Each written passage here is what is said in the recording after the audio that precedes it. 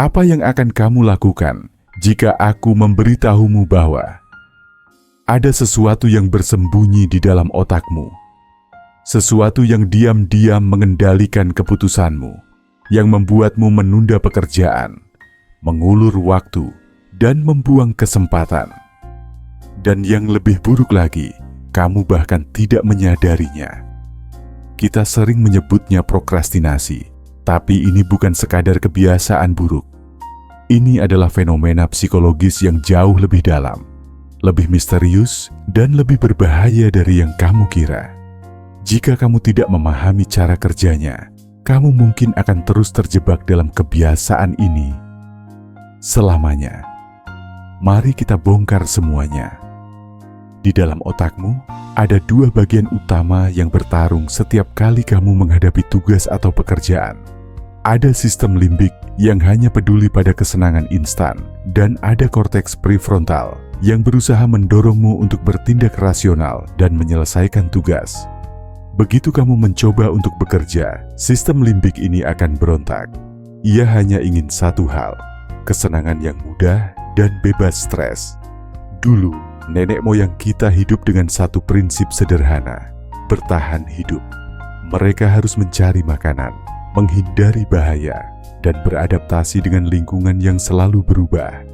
Dalam dunia seperti itu, otak kita tidak pernah diajarkan untuk duduk diam selama berjam-jam, mengerjakan laporan, atau mengetik email. Otak kita tidak dilatih untuk produktivitas. Sebaliknya, otak kita dilatih untuk menghindari ketidaknyamanan dan mencari kesenangan secepat mungkin. Jadi, ketika kamu ingin mulai bekerja, otakmu tidak melihat itu sebagai prioritas.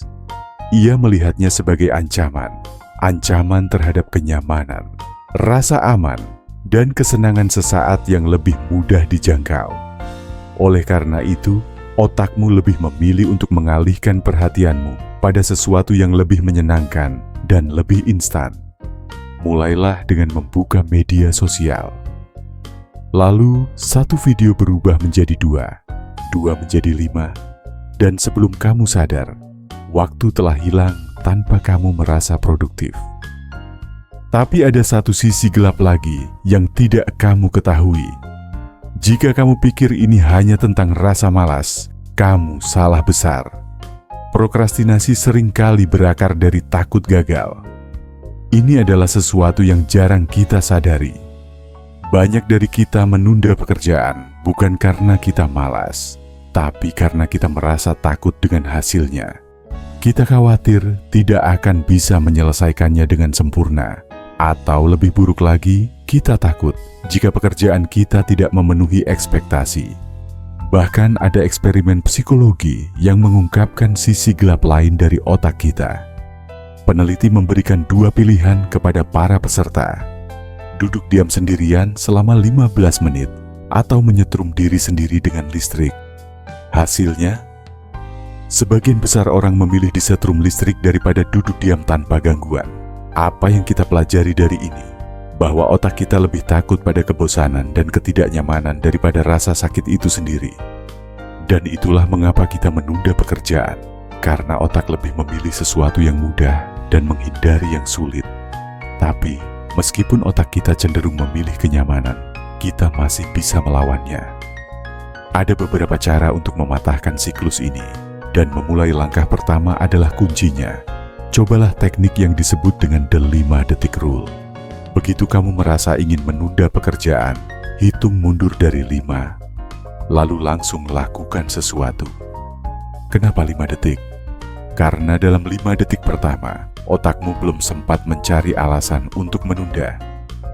Begitu kamu mulai bertindak, otak akan lebih sulit mengalihkan perhatianmu.